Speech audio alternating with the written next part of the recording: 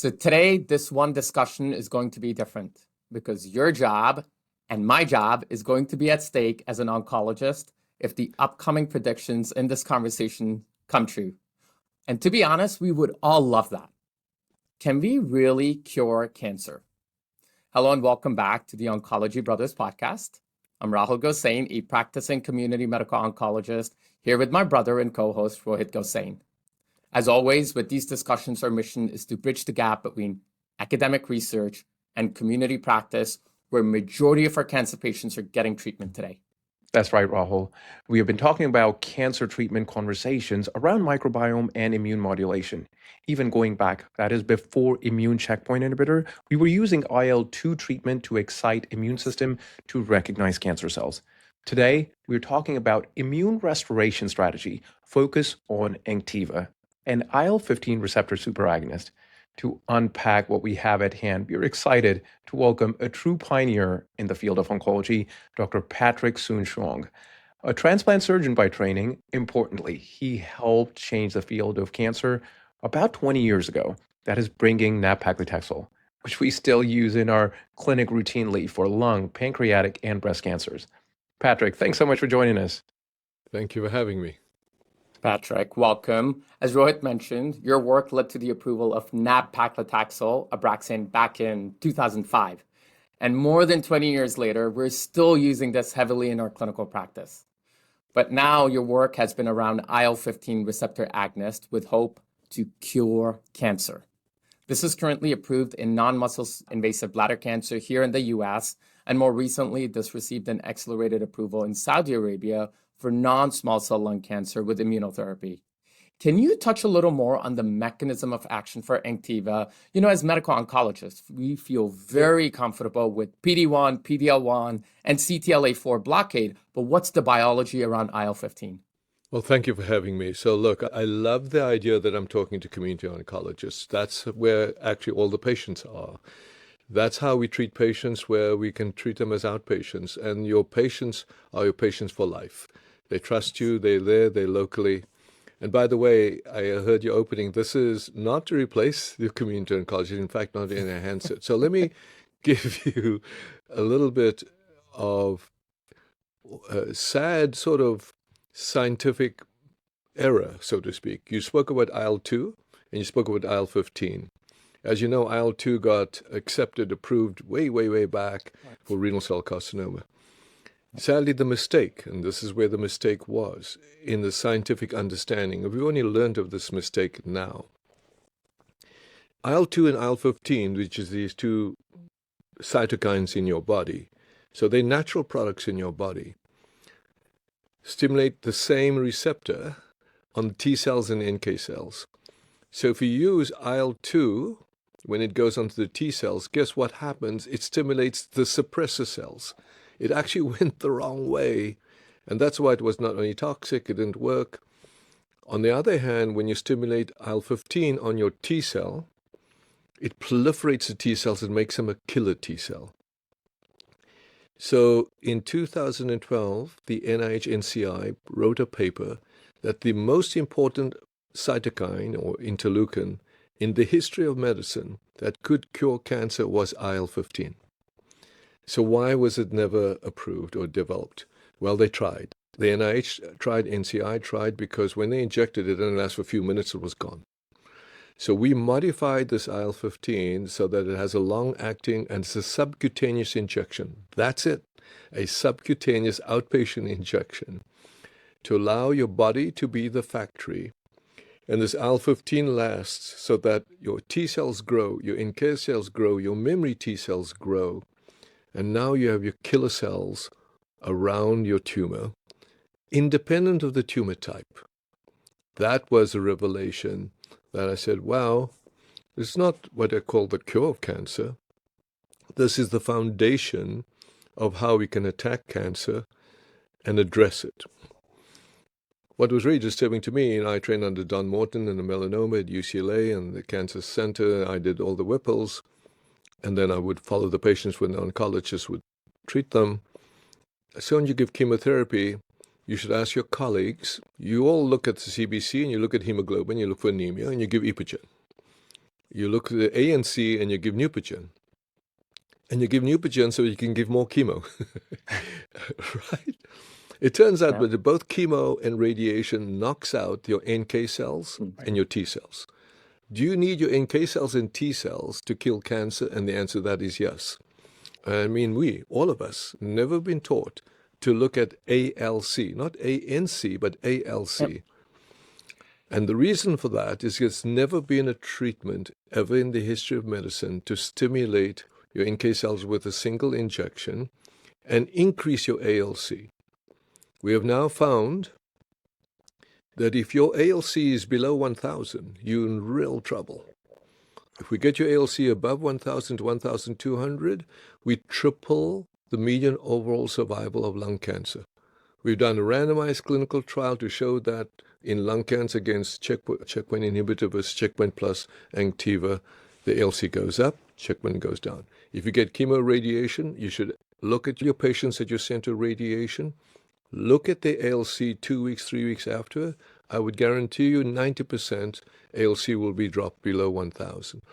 So this is what happens where for the first time we have in our armamentarium ability to give a patient an outpatient injection and stimulate the ALC. And once you do that, all of a sudden patients that were in progression turn around. So we are now seeing complete responses in glioblastoma, recurrent glioblastoma. We're seeing patients with triple-negative breast cancer, lung cancer, prostate cancer. And the answer is why? Because it's universal. So this is one of the first universal truths, is that we have in our body the power within us to stimulate the very cells that kill cancer with a simple subcutaneous injection. That's already approved for a tiny subset of bladder cancer. Well, thank you so much, Patrick, to cover that important mechanism of action that is trying to expand and activate the natural killer cells or NK cells to restore anti-tumor immunity. Well, as you mentioned, multiple studies around Anktiva have shown that what we are trying to do is improve that lymphocyte count. From US standpoint, we have this approved in bladder space. So if you go to nclinicaltrials.gov and type in the word QUILT. I made up that word. It means quantitative integrative lifelong trial. We've done that in triple-negative breast cancer, pancreatic cancer, head and neck cancer, Hodgkin's lymphoma, published. And you're seeing this universal increase survival. So let's talk about even lung cancer. We did a randomized clinical trial in first-line lung cancer, showed specifically statistically significant increase ALC when we compared the checkpoint inhibitor alone versus checkpoint inhibitor plus Anktiva. We then did a single-arm trial in patients who had failed chemoradiation, progressing on checkpoint, second-line lung cancer, where the current standard in your practice would be docetaxel. Median survival 7 to 9 months.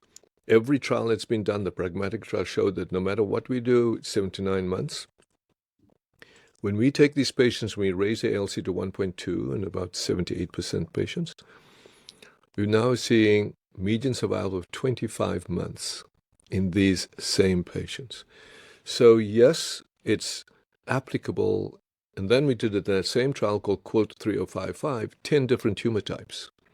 Exactly the same thing with the hazard ratios of 0.3 and 0.4.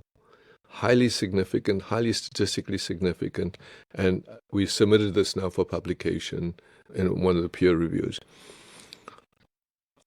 It gets more exciting than that, because if we can use your body as the factory to make NK cells, imagine then if we give you an injection of Anktiva, and then 3 to 4 days later, we do what we call an apheresis.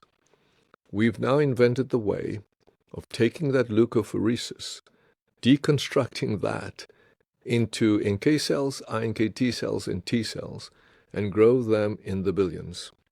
Freeze them down and give them as a product, as an outpatient hanging to any patient.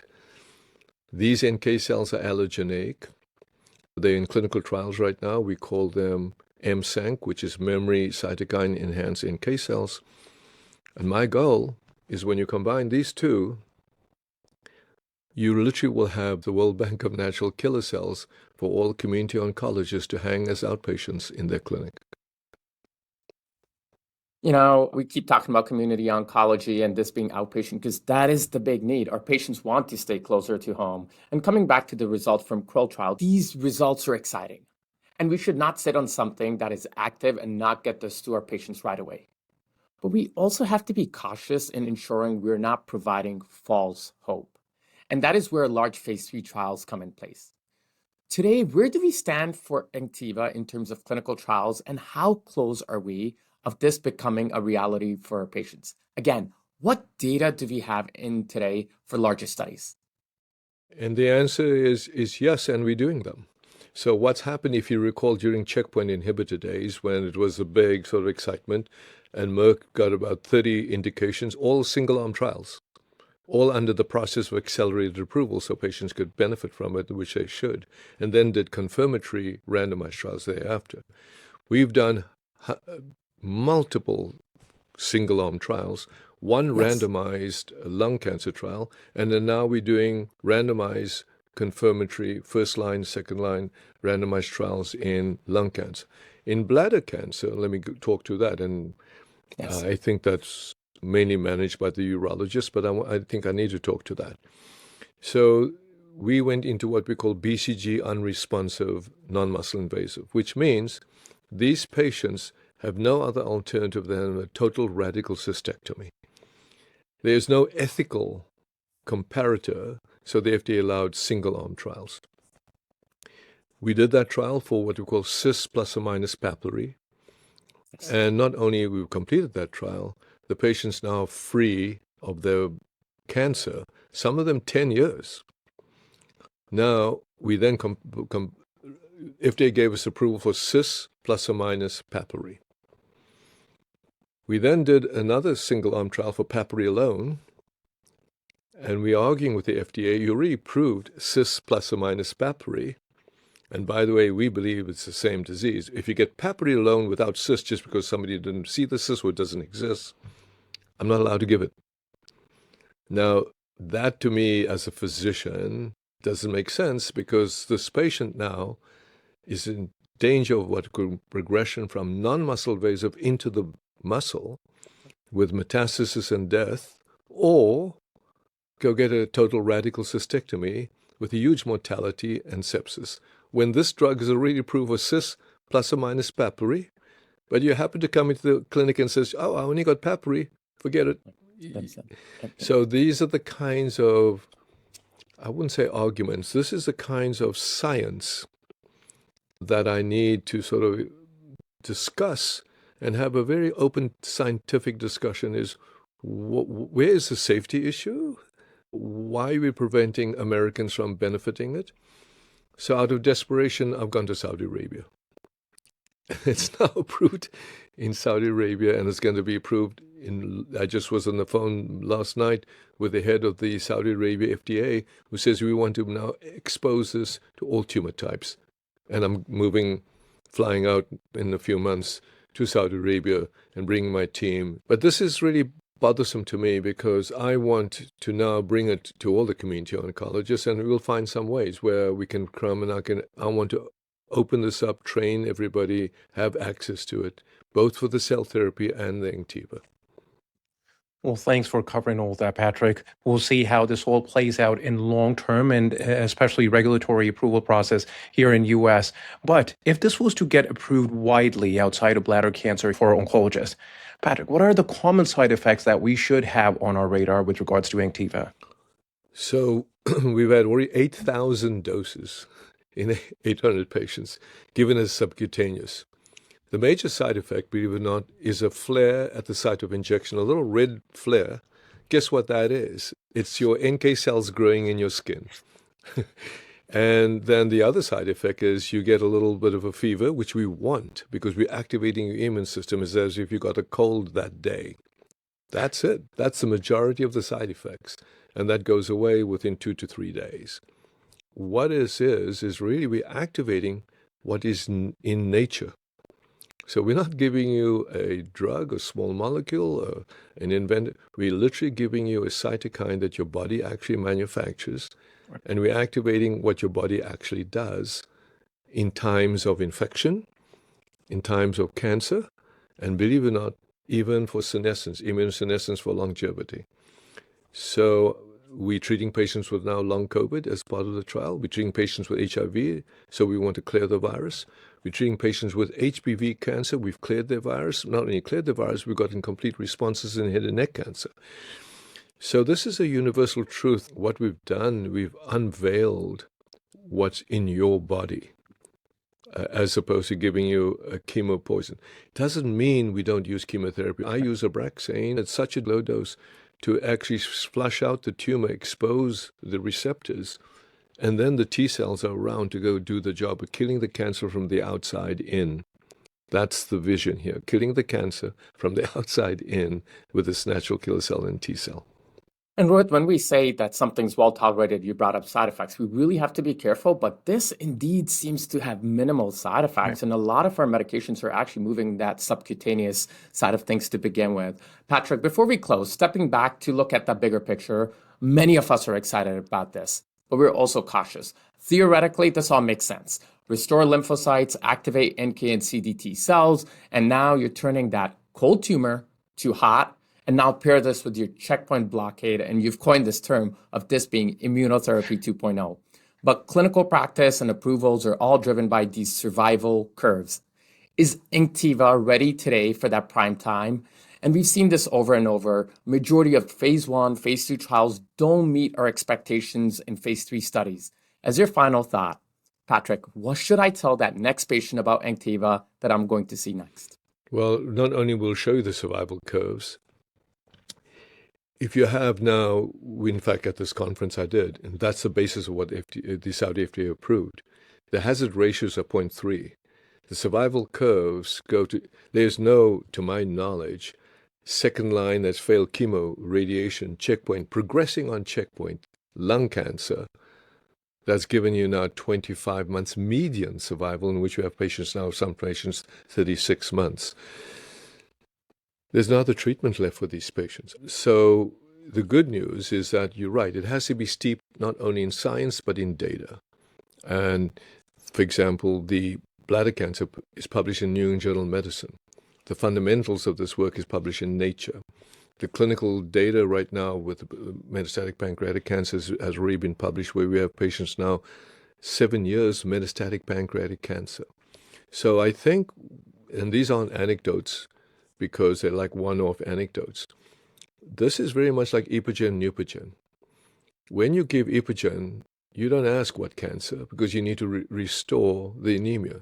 When you give Neupogen, you don't ask what cancer, because you have to restore the neutrophils. Well, when you actually measure the ALC, do you not need to restore the NK cells and T cells? And this is what's crazy, by the way. There's an ICD-10 code for lymphopenia. Absolutely. So why would the government put out a code to diagnose lymphopenia and yet not allow you to fix it? Even the efficacy vis-a-vis cancer, I don't think anybody disputes that you want a normal NK and T cells, no matter what happens to you, whether you young, old, age, infected COVID cancer, you want a normal NK and T cells. So if your lymphocytes down below 1,000, and I will ask your oncology friends, do a PubMed search and type in lymphopenia. You will then be amazed by the numbers of papers since the 1990s, all tumor types, that if you have lymphopenia, the hazard ratio, the Kaplan-Meier curves, showed a highly statistically significant higher mortality rate if you have lymphopenia. So it is that kind of logic that I'm trying to put out there. And that division within the FDA is called the Non-Malignant Hematological Support Division. And that's what this is.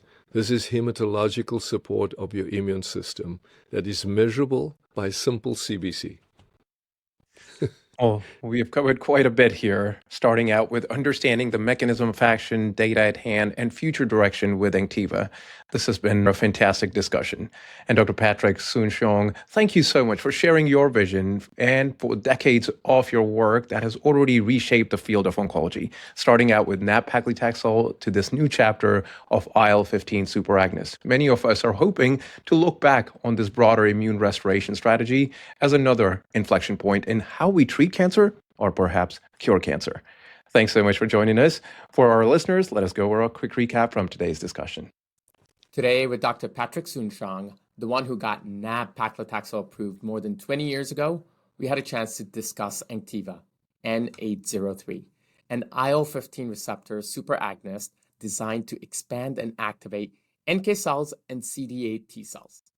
Right this minute, Anktiva is approved for a small subset of non-muscle invasive bladder cancer, and this recently got approved for non-small cell lung cancer with immunotherapy in Saudi Arabia. Rohit, what are you walking away with today's discussion? Well, Rahul, I must say this is exciting, especially when you tie in that this can be used for entire tumor field itself. Theoretically, what we're talking about is immune therapy 2.0, where we are turning cold tumors into hot and having our immune system recognize these tumors and rather fight it, which sounds very enticing, though we still need randomized data at hand where we are looking at survival at long-term and even patient-centered outcomes. Though what we are seeing here is better tolerability, the side effect profile seems very favorable. Right, I completely agree. That whole idea of modulating the immune system hopefully will get us to a point where we turn cancer into more of a chronic disease. But we still need more positive studies and larger data here for Anktiva, which we are eagerly looking forward to. Thank you for tuning in. Make sure to check out our other conversations around FDA approvals, conference highlights, and treatment algorithms. We are the Oncology Brothers.